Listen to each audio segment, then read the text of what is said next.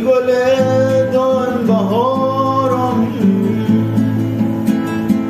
یار سر تا باغشم سر به نازم شاخ شمشادم قد و بالاغشم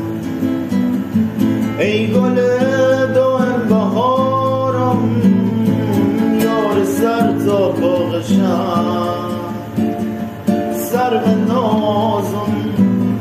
شاخ شمشادم قد و بالاغشم